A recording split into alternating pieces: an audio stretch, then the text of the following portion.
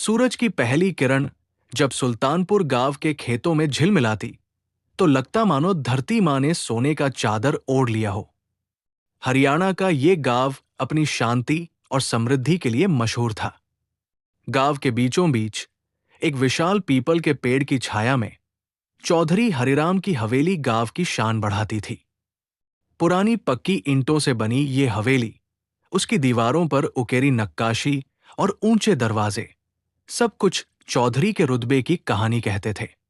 चौधरी हरिराम, जिन्हें गांव वाले प्यार से चौधरी हरिया तभी कहते थे, आसपास के 10 गांवों में इज्जत की नजर से देखे जाते थे। उम्र के 60वें पड़ाव पर पहुंच चुके हरिया की मूंछें धीरे धीरे सफेद हो चुकी थी, पर उनकी आवाज में अब भी वही कड़क और आत्मविश्वास था। उनकी चाल में गंभीरता थी और नजरों में दूरदर्शिता। वे जब भी गांव की चौपाल पर बैठते, लोग उनकी बातें ध्यान से सुनते। उनके पास जमीन थी, धन था, पर सबसे बड़ी दौलत थी उनकी इज्जत। चौधरी हरिया के 3 बेटे थे, शमशेर, करमचंद और रामफल। नाम तो एक जैसे पिता के थे, पर स्वभाव में तीनों आपस में जमीन आसमान का अंतर रखते थे। सबसे बड़ा शमशेर, जैसा कि नाम से ही जाहिर था, तलवार की धार जैसा तेज और घमंडी।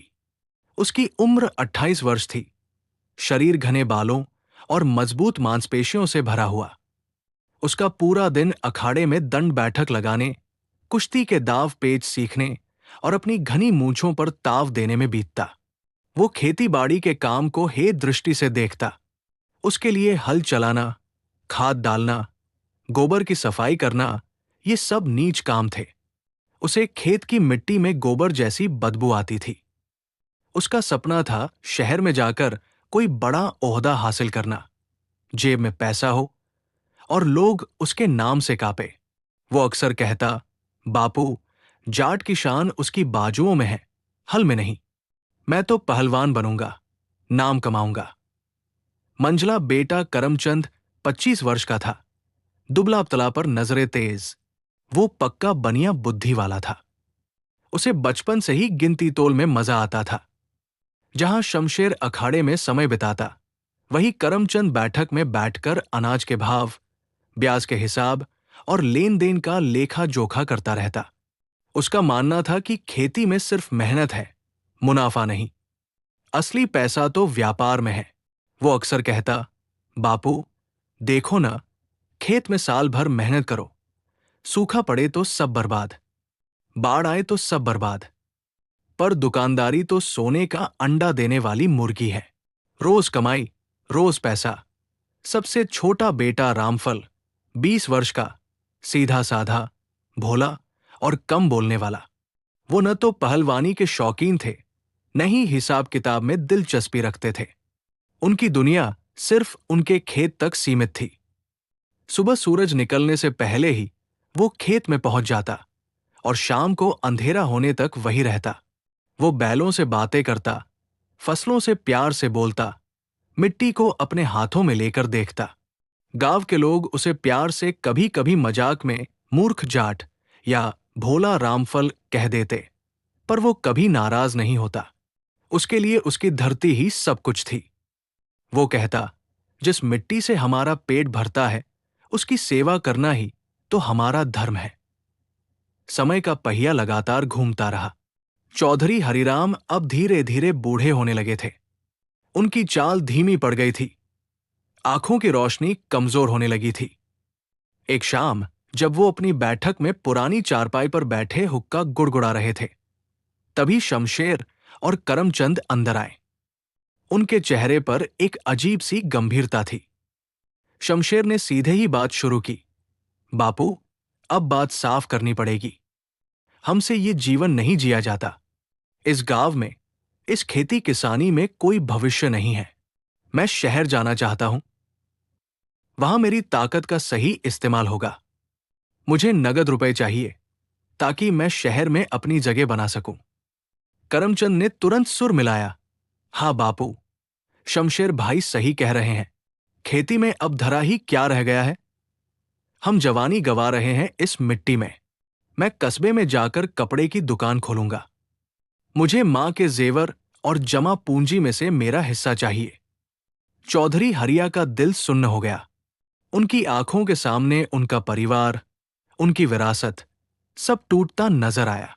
उन्होंने हुक्के की नली को धीरे से रखा और कोने की ओर देखा, जहां रामफल चुपचाप बैठा अपने लाठी पर तेल लगा रहा था। उसका चेहरा शांत था, मानो उसे पहले से ही इस बात का अंदाजा हो। क्यों रे रामफल? चौधरी हरिया की आवाज में दर्द था। तेरे भाई तो घर तोड़ने पर तुले हैं। तू क्या चाहता है? तेरी क्या राय है? रामफल ने सिर झुकाकर अपनी लाठी को निहारते हुए कहा, बापू, बड़े भाइयों को जो ठीक लगे। अगर उनका मन यहां नहीं लगता तो रोक कर क्या करेंगे? उन्हें उनका हिस्सा दे दो। मैं आपके साथ रहूंगा। चौधरी हरिया की आंखें नम हो गई। उन्होंने गांव के बुजुर्गों और समझदार लोगों को बुलाया। बंटवारे की बैठक हुई। शमशेर और करमचंद ने पहले से ही सब कुछ तय कर रखा था। शमशेर बोला, बापू के संदूक में जितने नगद रुपए हैं वो मेरे हिस्से के हैं। मुझे शहर जाना है, वहां पैसे की जरूरत है। करमचंद ने तुरंत कहा, मां के जेवर और गोदाम में भरा अनाज मेरा है, मैं उसे बेचकर दुकान खोलूंगा। एक बुजुर्ग ने पूछा, और रामफल का क्या?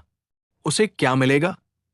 शमशेर चालाकी से मुस्कुराया, रामफल भाई तो असली किसान है। उन्हें जमीन से इतना प्यार है। हम उन्हें गांव के बाहर वाली काली बंजर जमीन दे देंगे, और साथ में बूढ़ा बैल मस्तराम भी। सब चौंक गए। वो जमीन पथरीली, बंजर, सालों से उपेक्षित पड़ी थी। वहां बबूल के कांटों के अलावा कुछ नहीं उगता था। ये सरासर अन्याय था। पर रामफल ने उफ तक नहीं की। उसने शांत स्वर में कहा, मुझे बस यही चाहिए। मुझे वो जमीन मिल जाए, बस। उसकी इस सहमति ने सबको चुप कर दिया। रामफल के मन में विचार आया, भाइयों को खुश रहने दो। मेरे पास मेरे हाथ पैर सलामत है। मैं पत्थर का सीना चीर कर भी अनाज उगा लूंगा। बंटवारा हो गया। शमशेर नगद रुपए लेकर शहर की ओर निकल गया। करमचंद जेवर और अनाज बेचकर कस्बे में दुकान खोलने चला गया। और रामफल, वो अपने बूढ़े मां बाप और उस बंजर जमीन के साथ गांव में ही रह गया। गांव की सीमा पर एक सूखे पीपल के पेड़ पर एक भूत अपने 3 चेलों के साथ रहता था। वो सैकड़ों साल पुराना भूत था, जिसका मुख्य शगल था परिवारों में फूट डालकर उन्हें बर्बाद करना। उसका मानना था कि ऐसा करने से उसे मोक्ष मिलेगा। वो कई सालों से चौधरी हरिया के परिवार पर नजर गड़ाए बैठा था, पर जब तक परिवार एकजुट था वो कुछ नहीं कर पाया। अब परिवार टूट चुका था। मुखिया भूत ने अपनी लाल आंखें चमकाई और अपने चेलों से कहा, देखो, एकता का बंधन टूट गया है। अब शिकार आसान है। तुम तीनों भाइयों के पीछे लग जाओ। शमशेर और करमचंद को लालच में फंसाकर बर्बाद करो। एक नटखट भूत, जिसका नाम खटपट था, बोला, सरदार, उस रामफल का क्या करना है? वो तो पहले ही बंजर जमीन लेकर बैठा है। मुखिया भूत हंसा, अरे मूर्ख, उसे हल्के में मत लो। वो सबसे खतरनाक है, क्योंकि वह मेहनती है। अगर उसने उस बंजर जमीन में फसल उगा ली तो हमारी नाक कट जाएगी। तू जा, उसकी खेती में ऐसी बाधा डाल कि वो हार मानकर गांव छोड़ दे। अगली सुबह सूरज निकलने से पहले ही रामफल अपनी नई, या यूं कहें पुरानी बंजर जमीन पर पहुंच गया। साथ में बूढ़ा बैल मस्तराम और कंधे पर फावड़ा कुदाल। जमीन इतनी सख्त थी कि लगता था जैसे लोहे की चादर बिछी हो। चारों तरफ बबूल के कांटे और बड़े बड़े पत्थर मुंह चिढ़ा रहे थे। गांव के कुछ लोग दूर से देख रहे थे और मजाक उड़ा रहे थे। देखो भाई, रामफल पत्थर से अनाज निकालने चला है। पर रामफल के कानों पर जू तक नहीं रेंगी। उसने आसमान की ओर हाथ जोड़े, धरती को प्रणाम किया और बोला, चलो मस्तराम, प्रभु का नाम लेकर शुरू करते हैं। उसने कुदाल उठाई और जमीन पर वार किया। कड़क, कुदाल पत्थर से टकराई और वापस उछल आई। रामफल ने हार नहीं मानी। वो बार बार प्रयास करता रहा। दूर पीपल के पेड़ पर बैठा खटपट भूत ये सब देख रहा था। वो मन ही मन हंसा और बोला, अरे मूर्ख किसान, तू क्या समझता है मैं तेरा क्या हाल करता हूं। उसने हवा में एक मंत्र फूका। अचानक रामफल के पेट में तेज मरोड़ उठने लगी। दर्द इतना तीव्र था कि कोई और होता तो जमीन पर लौट जाता, पर रामफल एक देसी जाट था। उसने केवल अपनी कमर पर बंधे गमछे को और कसकर बांधा, मटके से 2 घूंट पानी पिया और दोगुनी शक्ति से कुदाल चलाने लगा। खटपट आश्चर्य में पड़ गया। ये कैसा आदमी है, दर्द से तड़पने की बजाय और जोर लगा रहा है। जब रामफल ने देखा कि कुदाल से काम नहीं चल रहा, तो उसने हल चलाने का निश्चय किया। उसने मस्तराम के कंधे पर जुआ रखा और हल की मूठ पकड़ी। चल मेरे शेर। खटपट भूत तुरंत अदृश्य होकर जमीन के नीचे घुस गया। उसने हल की फाल पकड़ ली और मिट्टी को पत्थर से भी सख्त कर दिया। बैल ने जोर लगाया, पर हल 1 इंच भी नहीं बढ़ा। रामफल को क्रोध आ गया। वो समझ गया कि इसमें कोई अलौकिक शक्ति का हाथ है। उसने बैल को हटाया और खुद हल का जुआ अपने कंधों पर रख लिया। उसकी मांसपेशियां तन गई। उसने जोर की हुंकार भरी, या अली, या बजरंगबली। और फिर उसने ऐसा जोर लगाया कि जमीन के नीचे बैठा भूत भी हिल गया।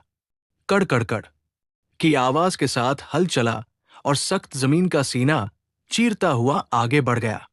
भूत को अपनी जान बचाने के लिए बाहर निकलना पड़ा। दोपहर हो चुकी थी।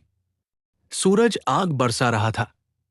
रामफल पसीने से लथपथ था, पर उसने विश्राम नहीं किया। खटपट भूत अब झल्ला गया। उसने सोचा, इस बार इसे ऐसा सबक सिखाता हूं। रामफल खेत के एक कोने की सफाई कर रहा था कि अचानक उसके पैर में कुछ कांटा सा चुभ गया। देखा तो वहां एक घनी कंटीली झाड़ी थी, जो अचानक वहां उग आई थी। झाड़ी ने उसकी टांग को अजगर की तरह जकड़ लिया। रामफल गिरा, पर तुरंत संभल गया। उसने गौर से देखा। झाड़ी सामान्य नहीं थी। वो हिल रही थी और उसमें से गुर्राने की आवाज आ रही थी। रामफल की आंखों में अब भोलापन नहीं, बल्कि क्रोध के अंगारे थे। वह दहाड़ा, अच्छा, तो अब पता चला कि मेरी जमीन में रुकावट डालने वाला कोई शैतान है। उसने न तो कुल्हाड़ी उठाई, न ही दातरा। उसने अपने दोनों हाथों से झाड़ी को तने समेत पकड़ लिया। अपनी जांघों पर जोर देकर पूरी ताकत से झाड़ी को उखाड़ फेंका। झटके के साथ झाड़ी उखड़ गई और भूत का मायावी रूप टूट गया। रामफल के हाथों में अब झाड़ी नहीं, बल्कि एक काले रंग का लाल आंखों वाला डरावना भूत लटक रहा था। भूत ने डराने की कोशिश की, मुझे छोड़ दे आदमी, वरना मैं तुझे खा जाऊंगा। रामफल जोर से हंसा। उसने पास पड़ी अपनी भारी लाठी उठाई। तू मुझे खाएगा? सुबह से मुझे परेशान कर रहा है। पहले पेट में दर्द किया, फिर हल रोका, अब टांग पकड़ता है। आज मैं तेरा मोर नहीं बनाऊंगा। तो मेरा नाम रामफल जाट नहीं।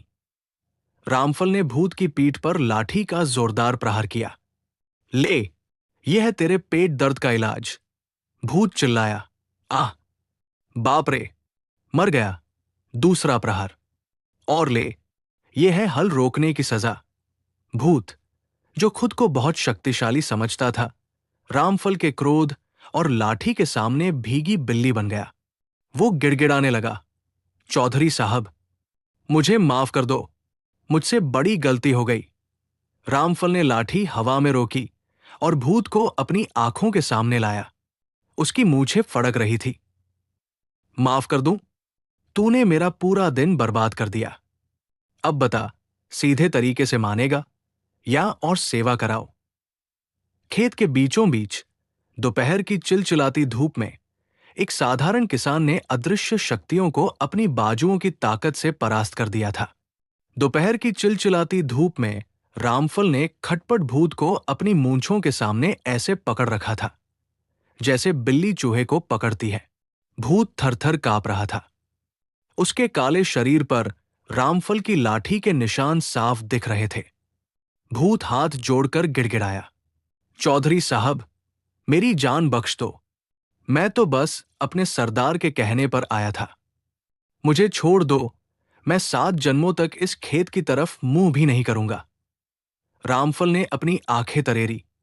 नहीं भाई, इतनी आसानी से नहीं जाने दूंगा। तूने मेरी मेहनत का जो नुकसान किया है, उसकी भरपाई कौन करेगा? भूत ने लालच दिखाने की कोशिश की।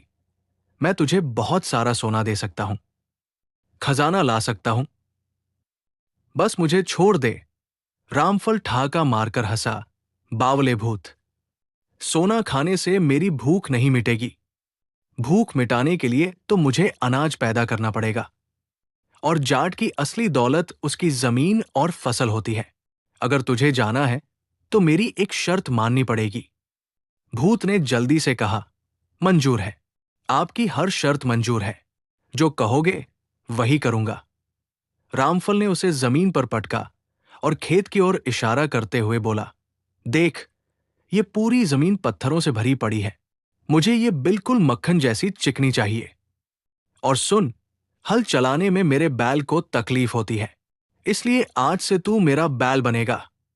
जब तक इस खेत में फसल लहला नहीं जाती, तू मेरा गुलाम रहेगा। भूत के तो पसीने छूट गए। खेती का काम, और वह भी एक भूत के लिए। पर रामफल की लाठी उसके सिर पर नाच रही थी। मरता क्या न करता।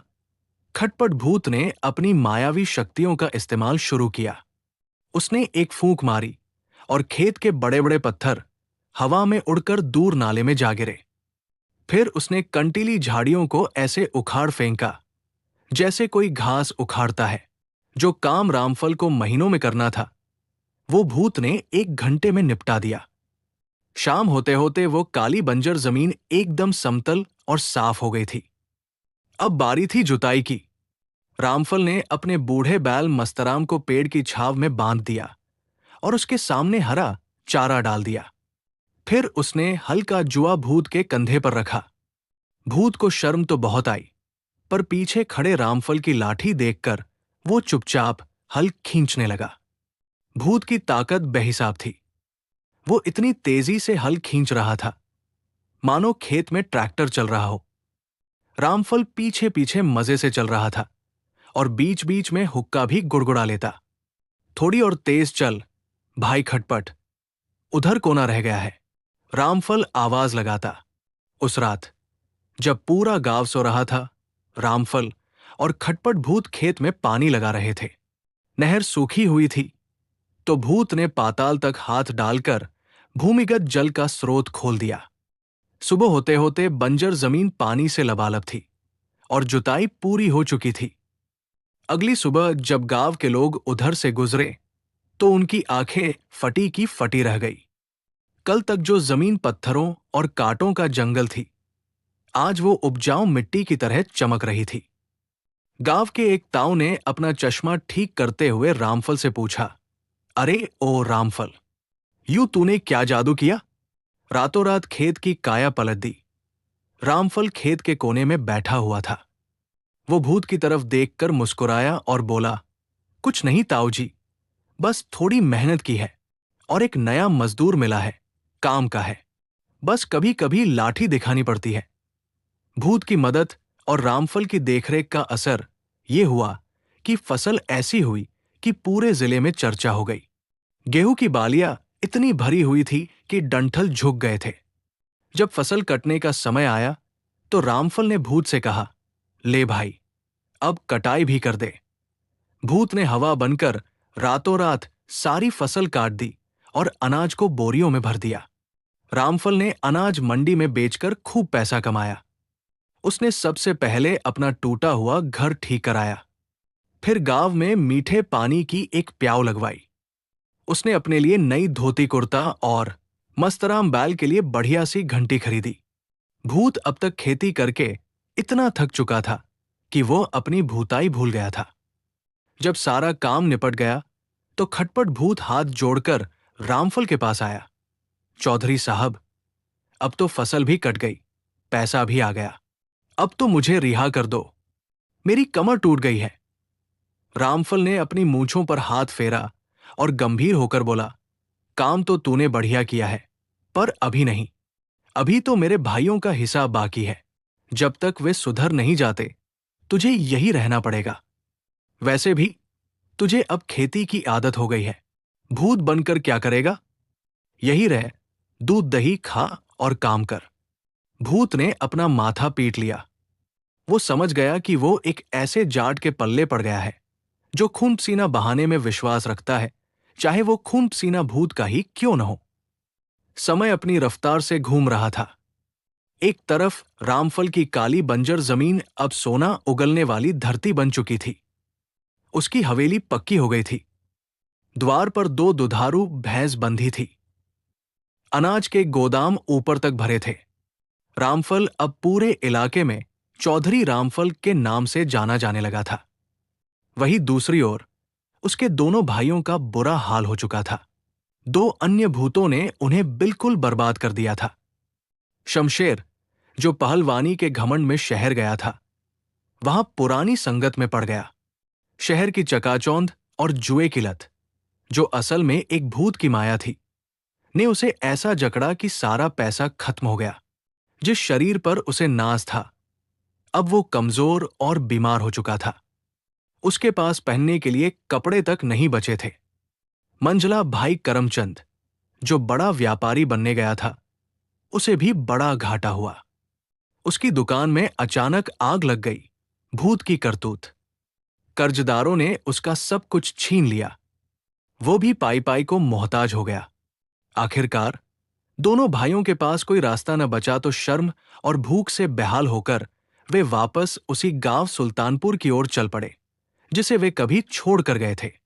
शाम का समय था। रामफल अपनी बैठक में चारपाई पर बैठा ताजा दूध पी रहा था। उसका वफादार नौकर, जो असल में खटपट भूत था, उसके पैर दबा रहा था और हुक्का भरकर ला रहा था। तभी दरवाजे पर दो भिखारी जैसे दिखने वाले आदमी आए। रामफल ने गौर से देखा धूल से सने चेहरे, झुकी हुई कमर, फटे हुए कपड़े। रामफल चौंक गया। अरे भाई शमशेर! अरे भाई करमचंद! वो तुरंत खाट से उठा और नंगे पैर दौड़ पड़ा। उसने अपने भाइयों को गले लगा लिया। शमशेर और करमचंद की आंखों में आंसू आ गए। उन्होंने सोचा था कि रामफल उन्हें धक्के मारकर निकाल देगा या ताने मारेगा, पर रामफल की आंखों में सिर्फ अपने भाइयों के लिए प्यार था। रामफल ने आवाज लगाई, अरे ओ खटपट, जल्दी से गुड़ और दूध लेकर आ, मेरे भाई आए हैं। भाइयों ने पेट भर खाना खाया तो जान में जान आई। फिर करमचंद ने चारों तरफ देखकर पूछा, रामफल भाई, हमें माफ कर दे। हमने तुझे बंजर जमीन देकर धोखा दिया था, पर भगवान ने तेरा साथ दिया है। पर भाई, सच बता, उस पथरीली जमीन से इतना धन कैसे आया? क्या तुझे कोई गड़ा हुआ खजाना मिला है? रामफल ने मूंछों पर ताव दिया और हंसा। फिर उसने कोने में खड़े खटपट को अपने पास बुलाया। खजाना तो नहीं मिला भाई, पर खजाने का बाप मिल गया। रामफल ने सारी कहानी अपने भाइयों को बताई। कैसे भूत ने उसे परेशान किया, कैसे उसने हार नहीं मानी और कैसे अपनी लाठी के जोर पर उसने मुसीबत यानी भूत को ही अपना गुलाम बना लिया। रामफल ने कहा, भाइयों, मैंने बस एक ही बात सीखी है। अगर किसान मेहनत से न डरे और मुसीबत की आंखों में आंखें डालकर खड़ा हो जाए, तो भूत प्रेत क्या, भगवान को भी छप्पर फाड़ कर देना पड़ता है। ये सब सुनकर दोनों भाइयों का सिर शर्म से झुक गया। तभी खटपट भूत ने हाथ जोड़कर कहा, चौधरी साहब, अब तो आपके भाई भी आ गए। आपके घर में अब काम करने वाले बहुत हाथ हैं। मैंने आपकी बहुत सेवा की, अब मुझे मुक्ति दे दो। रामफल ने गंभीर होकर सोचा।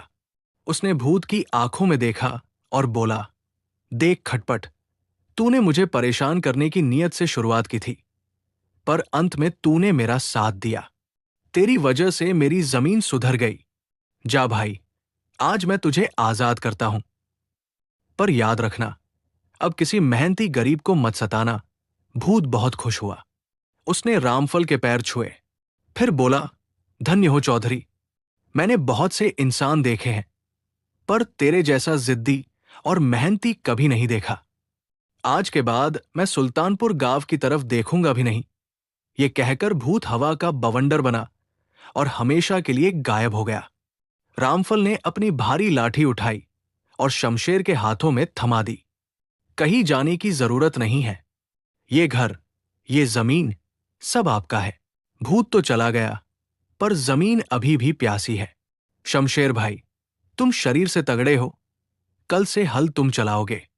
करमचंद भाई, तुम हिसाब किताब के पक्के हो, तुम मंडी का काम संभालोगे।